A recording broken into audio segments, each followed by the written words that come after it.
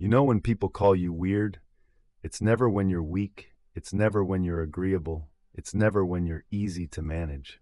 They call you weird when you stop negotiating your position, when you stop over-explaining, when you stop trying to earn approval. That's when something shifts. Not in you, in the hierarchy. People can feel it before they understand it. The moment you stop defending yourself, you stop being predictable. And unpredictable people are hard to control. That discomfort you see in their eyes, it isn't about your personality, it's about power. Someone called you weird, and you felt it, because that word wasn't neutral. It was a test. Most people explain, they justify, they soften themselves. You didn't, and that changed the frame. You're in a meeting, someone is criticizing your report, something is burning inside you. This is unfair. You wrote that report 3 nights without sleep. The data was wrong. The system crashed. There was no time. And you say all of it. Words come out. Your voice rises slightly. You put your hands on the table. The room goes quiet. Do you know what happened in that moment?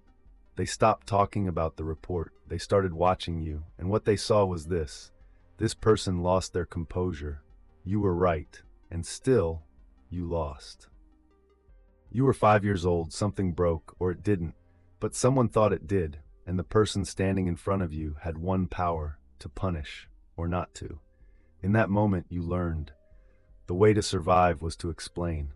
I didn't break it, it fell. I didn't hit him, he started it, and it worked. You convinced the authority figure. You were safe. Here's the problem. You are still running that 5-year-old software. Your boss became that childhood authority. Your partner became that authority. The stranger arguing with you became that authority. And every single time you do the same thing. You explain, you try to be right, you ask for permission. Machiavelli saw this 500 years ago. He said this, power is not about being right, it's about who holds the frame. While you're explaining, they are holding the frame. Every argument has a hidden structure. One person is the judge, one person is the defendant.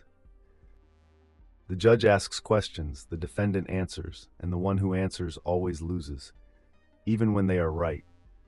Why were you late? Why did you act that way? Who do you think you are? And you answer. You talk about the traffic, you talk about being tired, you talk about your intentions. Wait, just 1 second. Is that courtroom even real? Who gave them the right to judge you? Nobody gave it to them. You did. Now play the same scene differently. Someone says, you're being really selfish right now. Old, you know I'm not. Yesterday I did this for you and that. I'm just tired. Now try this. Stop. Look at them. Into their eyes. Your face is neutral. Not angry, not sad. You're just there and you say nothing. 3 seconds. 4. 5. Do you know what happens in that silence? The person in front of you starts to crumble. I mean, not always. Just right now. Why are you looking at me like that? Watch it. They just started defending themselves against your silence. You said nothing, and the power shifted. Because silence is not emptiness. Silence is a statement. And that statement says, your attack never reached me. Someone is attacking you. What do they expect? Resistance, pushback, defense. They're leaning against a door. They think it's locked. What happens if you open it? They fall flat on their face. This is called fogging. Very simple. 2 words, you're right, and you stop talking. You ruined that report. You're incompetent. You're right. There are errors in the report. I'll fix them. Notice something. You never touched the word incompetent. You only accepted the fact. You ignored the insult completely. This is not weakness. It's the opposite. An insecure person fights to the death, tries to prove they didn't make a mistake. A secure person says you're right and moves on. Sometimes fogging isn't enough. Sometimes the other person keeps pushing. Then you do something different. You agree. But you agree so dramatically that the attack dissolves inside itself. You're so obsessed with money. You're greedy. Old response. I'm not. I'm just trying to be responsible. Boring. Defensive. Weak. New response. You caught me. I actually have a spreadsheet ranking everyone I know by their net worth. You're number 11. Nothing personal. Flat face, slight smile, move on. What did you just do? You refused to be insulted. You showed the topic doesn't destabilize you. You took their knife and peeled an apple. Remember, in the courtroom, the judge asks questions, the defendant answers. What happens when you start asking questions? The roles switch. Why are you always so difficult? Defensive response, I'm not difficult. I just have standards. Power move, interesting. What specifically feels difficult to you right now? Did you see what happened? We're no longer talking about your lateness. We're talking about their emotional reaction. The spotlight shifted. You are the researcher now. You are observing them. Calm, curious. This drives a manipulator absolutely insane. Now let's talk about the truth. All these techniques, silence, fogging, the question, none of them will work if something inside you is rotting. If your voice is shaking, if your eyes are darting away, the person across from you will feel it. If I told you that you have green skin, what would you do? You'd laugh. You'd move on. You wouldn't defend yourself because you know with absolute certainty you don't have green skin. But if I told you you're a failure and something inside you tensed up, where is that tension coming from? Jung called this the shadow. Everything we buried inside ourselves because we couldn't accept it. Our selfishness, our envy, our fears.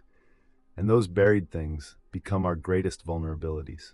Because when someone points at them, even by accident, we completely collapse. The solution is this. Look into that darkness directly. See your own selfishness. Accept it. Yes, sometimes I can be selfish. See your own mistakes. Don't run. When you do that, you become transparent. The attack passes right through you. It finds nothing to hold on to. You no longer need to defend the fortress because you are no longer a fortress. For the next 7 days, you are going to play one game. The rule is simple. No defense. You're late, I'm late. You don't say why. You made a mistake, I made a mistake. You don't explain the circumstances. Someone misunderstood you, you let them. You will feel that urge inside you to correct, to explain, to be seen as the good person. Let that urge burn and watch. Watch how people change around you. First confusion, then something harder, something more durable. Respect. The world will try to pull you back. It will want a reaction. It will want an explanation. It will try to drag you back into that old game. Don't give it one. Keep your silence. Keep your mystery. Keep your power. If this is reaching something in you, that part that is tired of performing, that part resonating with this, you already know what to do. Stay sovereign.